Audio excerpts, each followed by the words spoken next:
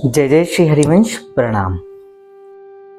देखिए, रसिकों ने कहा, नाम वाणी जहां श्याम श्यामा तहां, नाम वाणी निकट श्याम श्यामा प्रकट। ये जो रसिकों की वाणियां हैं, ये जो रसिकों के पद है, ये केवल शब्द नहीं है।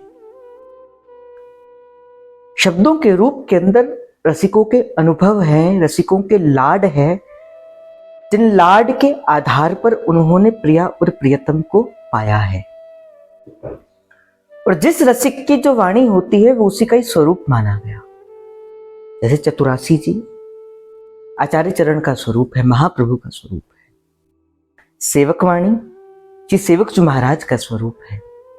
42 लीला श्री द्रुपदास जी महाराज का स्वरूप है। व्यासवाणी श्री व्यास जी महाराज का स्वरूप है।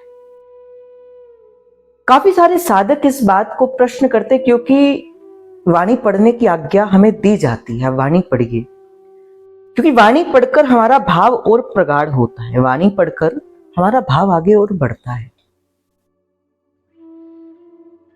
पर साधक प्रश्न करता है कि भैया वाणी पढ़ते तो हैं, कई बार वाणी पढ़ी नहीं जाती, शब्द कठिन होता है, उच्चारण सही नहीं होते, और अगर पढ़ लेते हैं, अगर अनुवाद कर भी लेते हैं, आसानी से पढ़ भी लेते हैं, तो वाणी हृदयंगम नहीं होती, वाणी को समझ नहीं आता।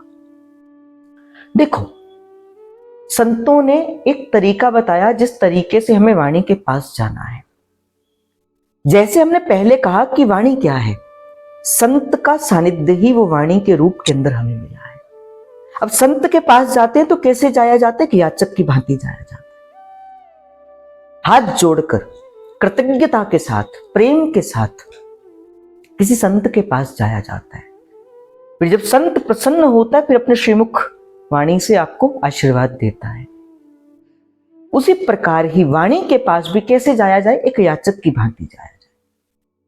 जब भी आप वाणी को पढ़ने लगो तो जिस देवता, जिस संत, जिस रसिक की वाणी है, सबसे पहले उनको प्रणाम करो, वाणी को प्रणाम करो और कहना कि मैं एक याचक की भांति आपके पास आया हूं, कृपा करिए, कृपा करिए।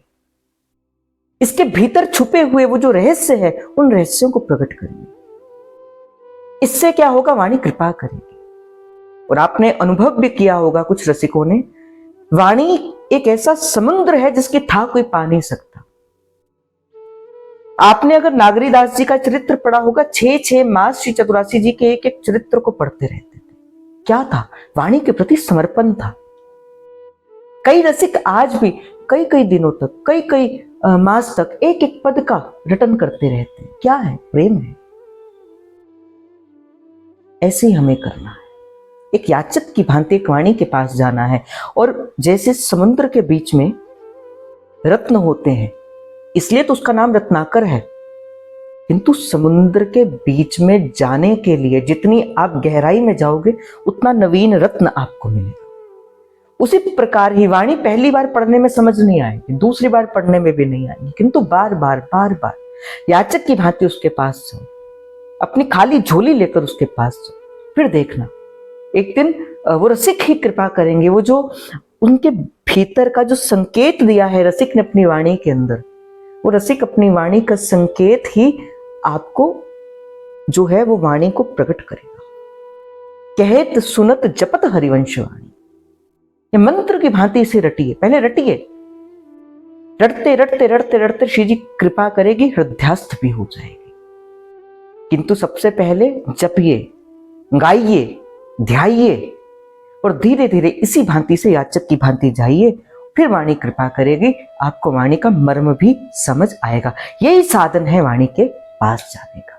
जय जय श्री हरिवंश प्रणाम।